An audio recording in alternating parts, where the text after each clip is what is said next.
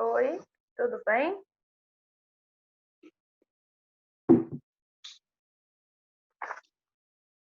Boa tarde. Boa tarde. Boa tarde. Meninos, é um recado importante que eu tenho que passar para vocês, né? Principalmente para quem me perguntar sobre a sondagem. Eu ainda estou enrolada com o cálculo da porcentagem das atividades de sondagem, mas amanhã eu prometo a vocês que eu vou terminar de fazer essa porcentagem hoje e falo para vocês na aula das 2 semanas, tá? Tudo bem? Fala na aula mesmo, que aí eu falo para vocês. Ou vocês preferem que eu digitalize e mando lá no grupo? Pode Vou falar na aula, tia. Pode falar aqui mesmo. Então tá, então eu vou fazer assim, eu passo para vocês. Que aí hoje, depois que terminar as nossas aulas online, aí eu vou fazer essa porcentagem e amanhã eu já mando para vocês, tá bom? Das 2 semanas, tá? Tia, Oi. fala o meu pelo WhatsApp, por favor. Não, pode falar. Você pode falar a minha nota no WhatsApp? Ah, você prefere que eu falo no seu privado? É porcentagem, aí eu vou falar, tá?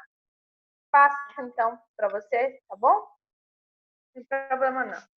Lembrando que eu vou falar a porcentagem só de 60%. Se vocês quiserem saber quem tirou inferior, eu falo depois. Não tem problema não, tá? Se eu não falar o seu, é porque você não atingiu a porcentagem de 60% para cima, tá? Então tá bom. Mas fica até melhor, né? Fazer a chamada de vocês. Vocês sabem que hoje a gente vai começar o livro 2, né? Nós encerramos o livro 1 na aula passada, da semana passada. Aí hoje a gente começa o livro 2. Peguem o livro 2, quem não pegou, tá bom? Enquanto isso, eu vou fazendo a chamada. Falar nisso, deixa eu só ver uma coisa rapidinho aqui também.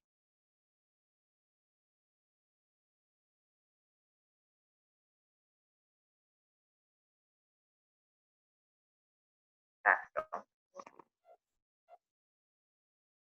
Vamos lá, então. Vamos lá. Ana Clara. Cadê a Ana Clara? Hoje não vai assistir a nossa aula, não? Será? Não, né? Por enquanto não chegou. Gabriel Aviles. Presente. Gabriel Souza. Presente. Heloísa. Presente. João Vitor. Presente. Júlio. Presente. Kathleen. Presente. Cadê a Marisa Adora? Vai assistir a aula hoje também, não? Será? Não chegou ainda. Rodrigo. Rodrigo também ainda não. Vitor Gabriel está presente. E a Yasmin também. Ok. Meninos, quando eu compartilhar a tela, aí fica tudo assim. Ah, a Marisa Adora apareceu. Você vai assistir a aula deitada hoje, Maria?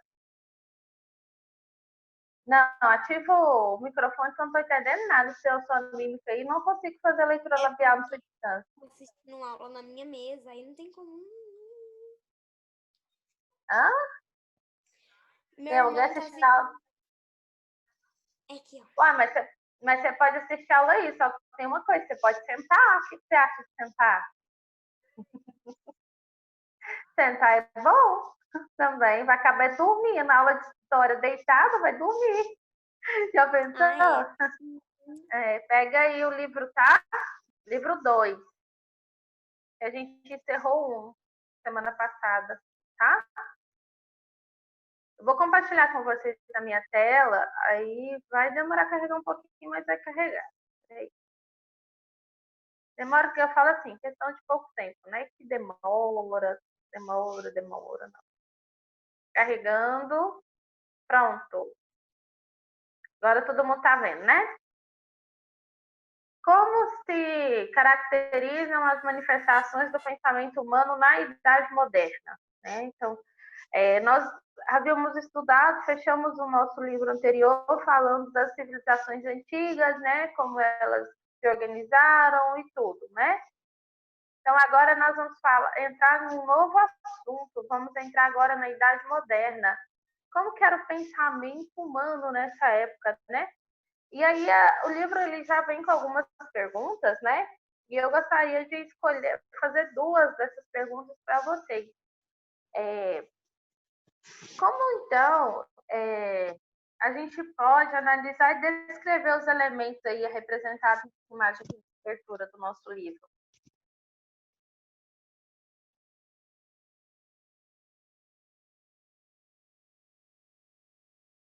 Olha só, como podemos analisar e descrever os elementos que compõem a imagem apresentada no frontispício da obra de Leviatã? O que vocês acham? O que essa imagem quer representar?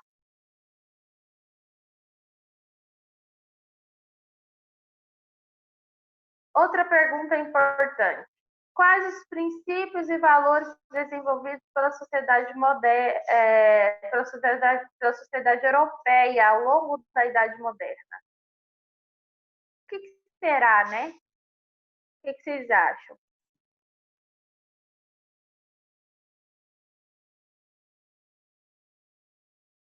Então, olha só. Nessa primeira aqui, a gente tem uma questão importante antes de entrar nesse assunto, né? Que a gente pode destacar.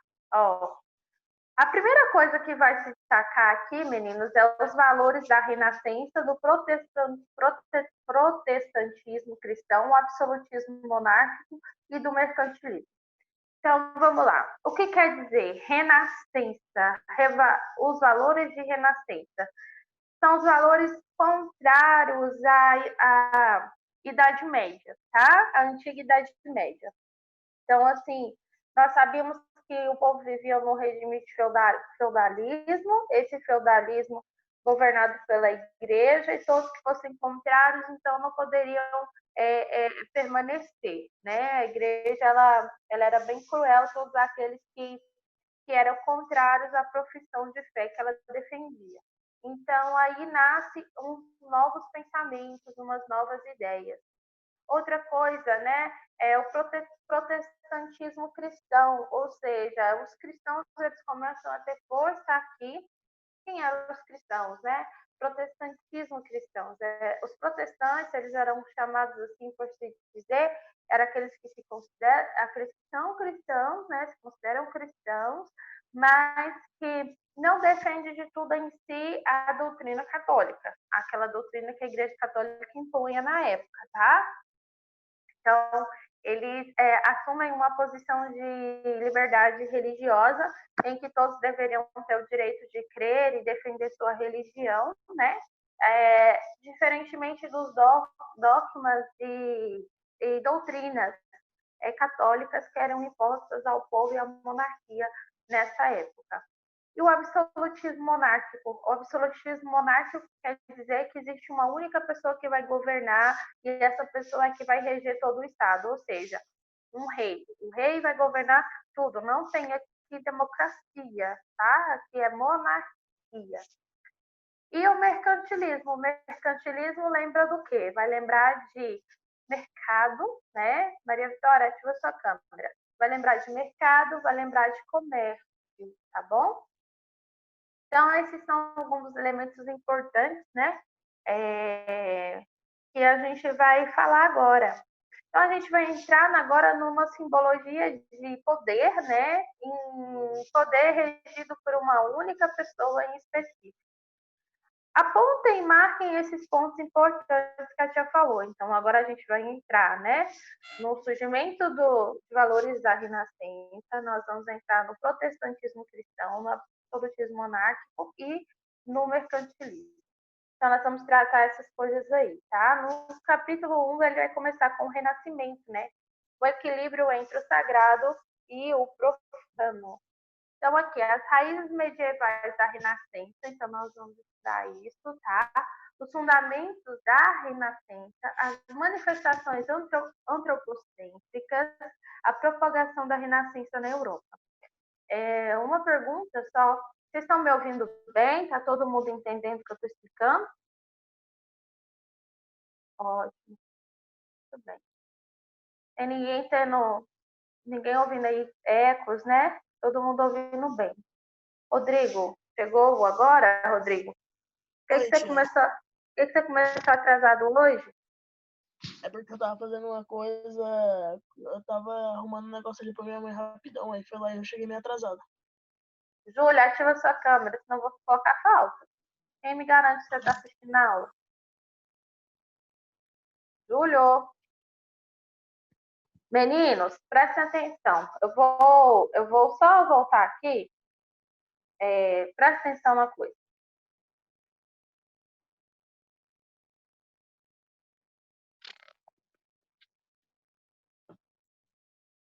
Ter sua câmera ligada. Por que é importante? Porque se você não tiver sua câmera ativada, a tia vai pensar que está fazendo qualquer coisa aí na sua casa, jogando videogame, assistindo televisão, porque você está com o microfone desativado mesmo. Qualquer outra coisa. Com a câmera desligada, porque eu estou passando pro computador. Meu irmão terminou a aula. Ah, tá. Então, assim, por que a tia pede que vocês fiquem? Justamente por conta disso, para mim ter certeza que você está participando da aula. Senão, você não vai com presença, porque quem me garante que você vai assistir a aula bonitinha? Bonitinho assim. Então, meus amores, não deixem de deixar a câmera ativada, tá? Lembre-se disso. Preciso muito que essa câmera de vocês fiquem ativada, senão a gente tem dificuldade de verificar se vocês estão acompanhando bonitinho, tá? Então, vamos lá. Eu vou compartilhar com vocês a minha tela novamente. Eu pausei só para dar esse recadinho, tá bom? Vamos continuar, então. Então, aqui, ó, o Renascimento. O que foi? Marca aí. Foi, então, um movimento de transformação cultural. Juntamente com essa transformação cultural, surgiu mudanças artísticas e científicas, caracterizou a transição da Idade Média para a Idade Moderna. Vamos lembrar de conceitos básicos da Idade Média para a gente entender a Idade Moderna. A Idade Média ela era composta pela organização feudal, tá? Então existia ali pequenos feudos, tá? A igreja comandava os donos dos feudos, que eram os senhores, né? O rei ou os senhores que governava esses feudos, tá bom? Outra coisa, a igreja ela detinha o poder, então todos tinham que pagar para a igreja impostos e tributos, por isso a igreja se enriqueceu muito, tá? A única coisa que era permitida estudar na Idade Média era a questão religiosa, aquilo que a igreja ensinava, era o catecismo, tá? Se você não entrasse na escola dos jesuítas, né, e não participasse do catecismo, a igreja, você não tinha uma educação, você não ia ter nenhum tipo de educação, porque o estudo de outras matérias, como ciências, história, geografia, como, por exemplo, matemática, tudo isso era considerado ciências que não deveriam pertencer ao currículo de ensino do povo. Lembrando que quem estudava, ainda assim, na Idade Moderna, é somente quem possui uma posição de alta sociedade, tá? Uma posição alta na sociedade. Quem ocupava posições baixas, que é a classe do povo, não tinha acesso ao ensino e nem ao estudo, sim somente ao trabalho. Então, na Idade Moderna, então ficou claro como que era organizada a questão do ensino e da educação na Idade Média? Ficou claro? Agora nós vamos entrar na Idade Moderna. Na Idade Moderna, a primeira coisa, vamos descentralizar o poder da igreja, tá? E aí a gente vai reformular tudo. Toda a sociedade, todo o sistema de governo. Rodrigo, você tá travando essa câmera sua. brigou, pode tirar essa função, Oi, tá? tia. A câmera tá travando. Você Tá. tá usando ela no seu rosto? Hum? Tem uma funçãozinha no Zoom que você consegue pausar a sua câmera, bem no seu rosto assim. Você tá Aonde? usando ela ou é a sua internet que tá travando? Não tô usando não, tia. Não? A internet tá Não. travando um pouquinho. Então, vamos lá. Continuando. Aqui, então, na Idade Moderna, entra, então, a questão da educação. Aí, sim, pode-se estudar agora a ciência. A ciência entra, a matemática entra, contextos históricos vão entrar, diferente da educação religiosa, tá? Então, vamos lá. Então, marquem isso daí. O que caracteriza o Renascimento? Todo esse processo é chamado de Renascimento. Mudanças artísticas, científicas, tá? E culturais, tá bom? Então, esse movimento ele é marcado pela redescoberta, revalorização das referências culturais da antiguidade clássica. Aqui agora pode-se estudar as artes, antes não podia, principalmente artes, filosofias, ciências. Oi. O Victor Gabriel tá me mandando mensagem, tá falando que ele tava aqui na aula e o celular dele saiu da videoconferência e não tá querendo reconectar pra cá. Fala para ele tentando aí que dá certo. Pode até desligar o Zoom e ligar novamente, tentar fazer o login novamente que dá, tá? Pode ser a internet, sobrecarga de internet. Então, aqui, meninos, artes, filosofia e ciências não podia se estudar na Idade Média. Agora pode. Então, isso aqui, é o que vai possibilitar o surgimento de um ideal humanista, tá bom? Ou seja, aqui entra a questão do pensamento, tá bom? Então, ele é muito marcado por esse processo. Então, quem era, né, os protagonistas desse movimento, né? Eram os renascentistas. Então, o que eles queriam? Eles rejeitavam, marca isso daí, a percepção teocêntrica. O que seria teocêntrica? É aquela percepção voltada à única coisa, a igreja, tá bom? Ao ensino religioso somente, tá? Então, ditada pela igreja, criaram, então, o entendimento racional do universo, pautando-se pela busca do equilíbrio, valorizando a harmonia entre fé e a razão, conciliação entre o sagrado e o profano, e entendimento entre o divino e o humano, tá bom? Então, promoveram, né, a crítica à percepção teocêntrica. Então, os renascentistas não defendiam concepções ateístas, tá? Então, assim, ou seja, eles não eram ateus, eles acreditavam que existia sim um Deus, mas eles queriam ser livres para defender a sua fé e as suas crenças. Então, as críticas eram dirigidas somente à igreja enquanto instituição social e não propriamente à doutrina cristã. Então, vocês entenderam, né? A igreja ela era como uma organização social que mandava em tudo, tudo, tudo, tudo. Jamais aceitaria um pensamento contrário. Todo mundo está acompanhando bem o que eu estou explicando? Sim? Alguma dúvida? Sim. Está marcando aí o que eu estou pedindo? Sim. Ótimo. Então, olha só. Então, o que os renascentistas eles queriam? A primeira coisa, né, eles questionaram a excessiva influência, né, do teocentrismo medieval, né, segundo grau de fé suplantava. O que seria isso? Era aquela fé que ultrapassava a razão, né? Sobre, por exemplo, o entendimento do universo, da natureza, das relações humanas, como que era, né? A igreja, ela se considerava o centro de todo o universo de conhecimento. Então, aquilo que a igreja dizia era aquilo que deveria ser aceito e jamais ir contra isso, isso não deveria ser contestado, porque quem ensinava eram líderes religiosos que era a representação de Deus na Terra. Então, a igreja falava, obedecia todo mundo, ninguém deveria ir contra. Os renascentistas, eles não eram contra a doutrina cristã, eles não eram contra o conhecimento e a busca de conhecer a Deus. Pelo contrário, Eles acreditavam nisso, mas eles queriam ser livres para buscar a Deus, não com regras e doutrinas impostas pela igreja, que até então era tipo o Supremo Tribunal Federal, que dirige e comanda tudo dentro do país e manda. Então, tem um presidente, que até então era o rei, mas quem comandava era a igreja. O rei, então, fazia aquilo que a igreja mandava. Era assim que funcionava, tá? Então, continuando. Conseguiu, né, Vitor Gabriel? Voltar, né? Página, página ainda 4, nós vamos falar um pouquinho das raízes medievais da Renascença. Ou seja, como que surgiu em si a Renascença? Já tive um pouquinho só os microfones de vocês, porque está tendo eco, tá? Está tendo aí uma microfonia. Então, vamos lá.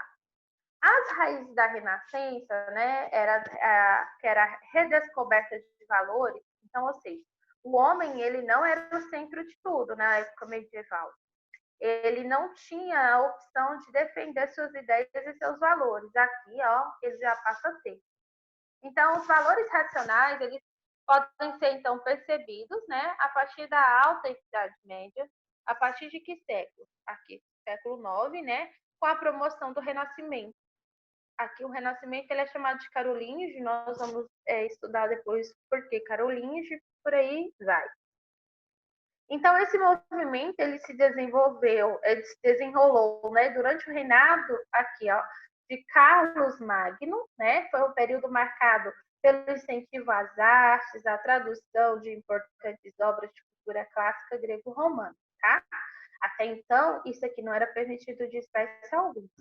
Então, posteriormente, no século XI, surgiram as corporações, né, dos mestres e alunos, que dariam origem às primeiras universidades do continente. Então, essas iam contar com o apoio dos grupos mercantis, ou seja, da questão dos banqueiros, mercadores, né, que possibilitaram a formação acadêmica nas áreas do direito, medicina, arte e teologia. Vocês viram que eles não eram contra o cristianismo, até porque poderia se estudar a teologia, eles eram contra como a igreja comandava as coisas, né? Principalmente a questão de impostos e tudo, e acúmulo de riqueza.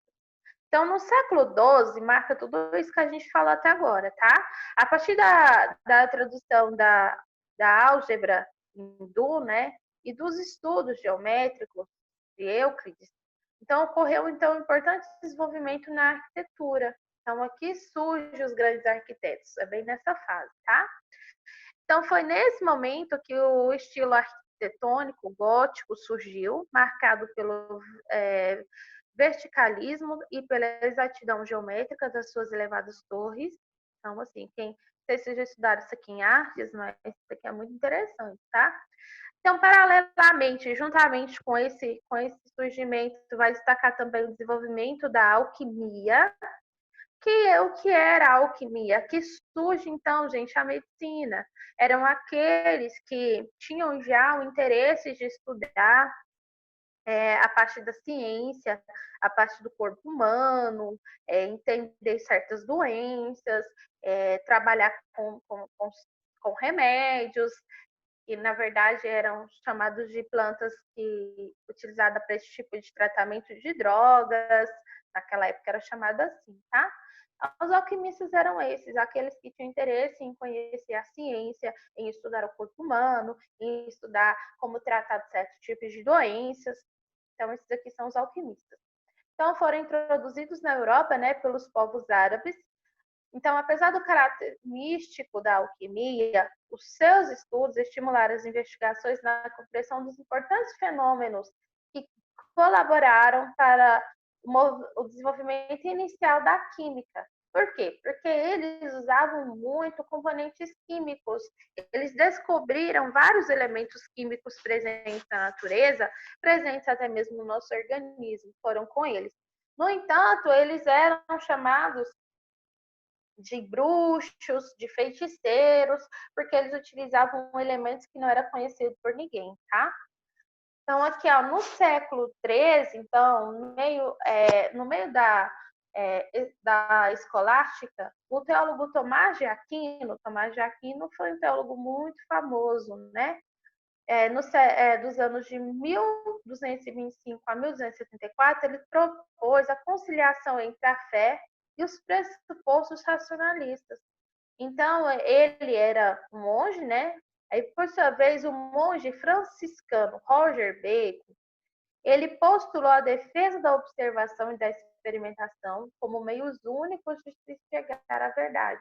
Começa, então, aqui, ó, sétimo ano, a surgir os avanços de ciência, de conhecimento, que até então, entre religião e razão, que até então não se tinha na Idade Média, tá? Então, com isso, né, convencionou definir classicamente como renascimento cultural. Por quê? Marca isso aqui. Foi o auge de um processo que já se desenvolvia desde a Alta Idade Média em diferentes regiões da Europa. Então, por isso, não podemos afirmar que o período medieval correspondeu à uma idade das trevas, pois foi expressiva e significativa a produção cultural deste período. Idade das Trevas quer dizer que não tem nenhum líder religioso para comandar o povo nessa época. E, na verdade, não quer dizer isso, pelo contrário. Quer dizer que nasce nesse período conhecido como Idade das Trevas, em que o homem busca a razão de conhecer as coisas, é que surgem as maiores descobertas que se tiveram, que se tem até hoje, tá? Até hoje que eu falo assim, contribui para a ciência até hoje. Então, vamos reformular para te não falar nada errado, né? Então, vamos falar dos fundamentos da Renascença, que está lá na página 5. Então, ó, pontos importantes. Isso aqui eu gostaria que vocês marcassem tudo, porque todos esses itens, esses tópicos aqui, eles são importantes para serem marcados. Então, o Renascimento ele se organizou em torno de alguns pilares. Esses aqui são os pilares que o Renascimento ele se organizou. Então, o primeiro pilar é o antropocentrismo. O que seria isso? Valorização da ação, da ação e da natureza humana. Valorização do homem nas coisas. Antropocentrismo, tá? O homem agora passa a ser um centro. A percepção do ser humano como a medida de todas as coisas, centro do mundo e do universo. Isso quer dizer antropocentrismo. Valorização do homem, da sua razão no universo. Surge em si também o racionalismo. Racionalismo é a valorização da razão, né, como guia infalível para a obtenção da verdade. Preciso da razão para entender a verdade. Naturalismo, que era a busca para compreender os fenômenos naturais, tá? Esses fenômenos naturais, eles acontecem por causa do quê? Para isso, eles utilizaram um método científico para descobrir, tá? O hedonismo é a valorização da vida mundana e dos prazeres terrenos, tá? Individualismo, que é a crítica ao modelo de sociedade estamental, definida a partir da origem do nascimento. Valorização da capacidade individual de empreender, realizar, dirigir e comandar. Então, aqui ó, está todos os pilares do Renascimento, todas as linhas de frente que os renascentistas defendiam e queriam para a sociedade. Então, agora a gente vai entrar como que foi essa mudança, né, de pensamento em alguns lugares.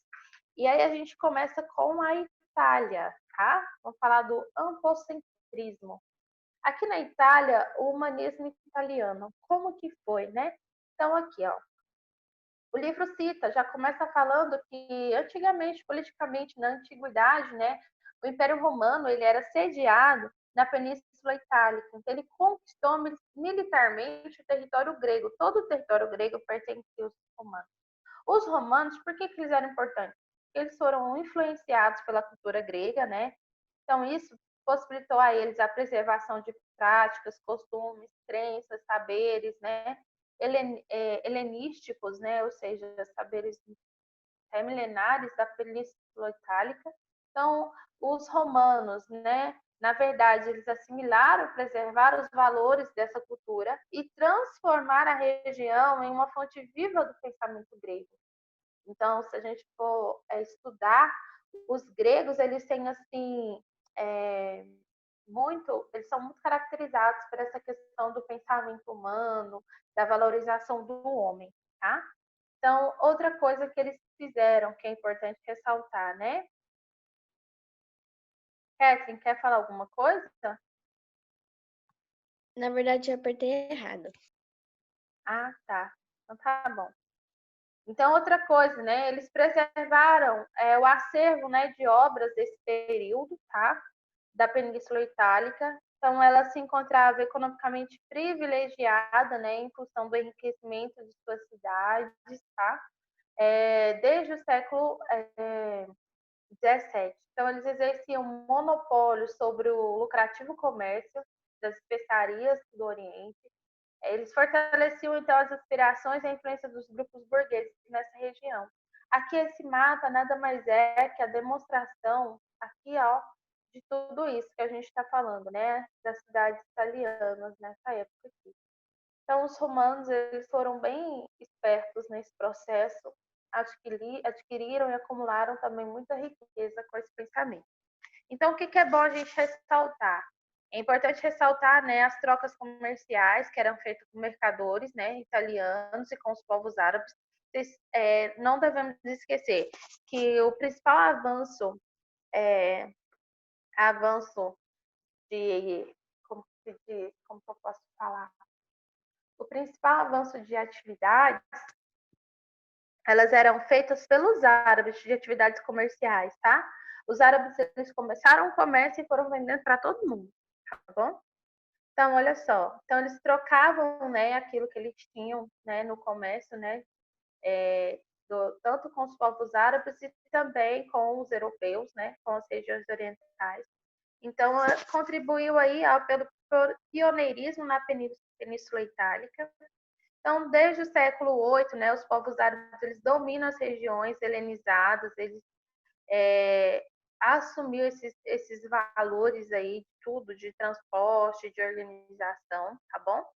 Então, eles tornaram os portadores da tradição clássica. Eles também eram intercâmbio, né, entre os povos, tanto os italianos, reforçou essa propagação nos valores dos princípios culturais e gregos, né, da Península Itálica. Então, o movimento humanista, ele veio consolidar a atuação no mecenato como a prática que expandiu por toda a Europa. O mecenato nada mais era que caracterização, ele era caracterizado pelo apoio, né, de importantes patrocinadores, que era quem? Burgueses, nobres, monarcas e papas, e também o trabalho realizado por escritores, cientistas, artistas do Renascimento, tá bom? Então, a Igreja Católica, né? Como que entra a Igreja Católica nesse processo? Ela não é boba, ela é muito esperta, né? Ela foi ela foi efetivamente assim contestada, mas ela procurou manter um padrão ali, né? Da sua atuação. Então, ela foi contestada pelos principais protagonistas do Renascimento, mas também atuou, né, como mecenas de muitas artistas do período. Sabe o que quer dizer isso? Como que eu posso falar? Como fugiu a palavra, gente. Como que chama? Patrocinadora, tá? Das artes, é isso que eu queria dizer. Patrocinadora das artes, tá? Então, o pioneirismo italiano também foi reforçado pela presença dos sábios bizantinos, tá? Estudiosos da cultura grega, os bizantinos eram esses, que após a invasão de Constantinopla pelos turcos no ano de 1453, transferiram-se para o território italiano. Então, esse processo eles levaram consigo acervos culturais, né, da cultura clássica. Constantinopla, conhecida como Bizâncio, né, ela foi colonizada na antiguidade por povos gregos. E a transferência dos estudiosos da Constantinopla para a Península Itálica, que veio ampliar, então, a influência desse acervo cultural grego dessa região. Então, assim, agora a gente vai entrar muito no processo muito histórico mesmo. Então, a gente vai ouvir muita história para poder entender essa mudança de sociedade aí, tá bom? Meninos, então, o que eu quero que vocês realizem para casa atividade da página 6, 8, tá? E aí, na próxima aula, a gente continua. Então, atividade da página 6 e 8. Aqui, até questão de número 6. E aí, a gente continua na próxima aula com as manifestações antropocêntricas. O que eles queriam? No mais, vocês têm alguma pergunta sobre esse assunto que a gente iniciou hoje? Estou vendo aqui que o bate-papo está cheio de conversas. Toda aula, né? Imagino, vocês são muito espertos, né? Hoje o povo estava contando as horas. Então, o pessoal fica contando as horas nas minhas aulas. Vocês não ser tão bobos, porque eu nunca encerro na hora exata. Eu sempre passo 5, 6, 10 minutos. Sabe por que eu faço isso? Alguém sabe por que eu faço isso? Não. Porque na sala de aula a gente tem 1 hora de aula. E aí, na aula online, eu quero aproveitar o máximo de tempo que eu tenho com vocês. 30 minutos não dá nada de aula. É o prazo da gente falar oi e tchau. Tia, mas pensando bem, agora que a gente está acostumado com esses 30 minutos, 40 minutos de aula, essas 1 hora de aula vai ser uma prisão domiciliar pra gente quando a gente voltar às aulas. Não vai nada, vai ser ótimo esse retorno, Rodrigo. Vai ser bom, né? Então, eu aproveito o máximo que eu posso, porque eu descobri que o Zoom continua gravando, mesmo que excede os 30 minutos. E como eu descobri que ele continua gravando, então eu continuo com vocês, explicando o conteúdo para aproveitar o máximo possível. Aí vocês ficam tristes, porque vocês querem ficar livres de mim e eu não quero me livrar de vocês, mas é assim que nós vamos seguir, tá? Então, eu vou deixar todos vocês infelizes. Nós nunca vamos terminar nossa aula somente com 30 minutos. Nós sempre vamos passar os 30 minutos. O que vocês acham da ideia? Nada. Legal? Muito legal. Menino. Péssima ideia. A gente se encontra amanhã. Outra coisa importante. Não deixem de fazer as minhas correções. Eu mandei correção lá. Não deixem de fazer essas correções. Quando a gente voltar à normalidade, nós vamos fazer prova desse conteúdo. O conteúdo é novo. Façam essas correções, porque eu não vou repetir elas em sala de aula, viu? Tia, deixa eu te fazer uma pergunta. Por exemplo, se esse Covid continuar até o final do ano, o que vai acontecer com a gente? A gente vai passar de ano como? Não, provavelmente a gente encerra o ano no início do outro ano. Pelo menos para vocês fazerem provas, coisas assim. Lembrando que essas atividades que vocês fazem de sondagem, tudo, são atividades que avaliam o nível de conhecimento de vocês e nós registramos a porcentagem de acerto que vocês têm. Então, tudo que vocês fazem está sendo registrado. Então, eu acredito que quando voltar à normalidade, tudo isso pode ser contado, entendeu? Por isso é importante que vocês façam as sondagens, não deixem de fazer, vocês participem das aulas, tá? Igual na aula passada, eu dividi um conteúdo e depois seus colegas para apresentar. Tá anotadinho aqui a notinha deles de trabalho, que eu vou guardar para mim. Porque se eu precisar, eu vou utilizar para avaliar vocês. Tudo é processo avaliativo, tá? Tá bom? Então, assim, é importante você te aguardar e tudo. Ah, tia, mas eu que não participei. Não tem problema. Eu estou falando que eu tenho guardado, porque é importante. Se eu precisar, tá lá, tá? Mas tudo isso conta a sua participação. Por isso que eu falo para vocês, não saiam da aula antes de eu finalizar o certificado.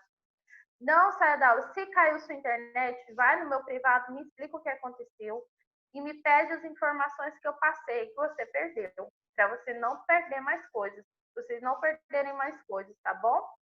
No demais é só isso. Creio que, com a graça de Deus, com o tempo determinado dele, tudo isso vai passar, logo a gente vai poder estar junto de novo, né? Tendo as nossas aulas presenciais, eu creio que vai dar tudo certo. Vocês têm mais alguma pergunta para fazer? Não? Então, meus queridos, a gente se encontra amanhã, tá? Com ciência, tá bom? Não esqueçam de fazer a tarefinha de hoje. Tchauzinho, meninos. Tchau. Tchau, tchau.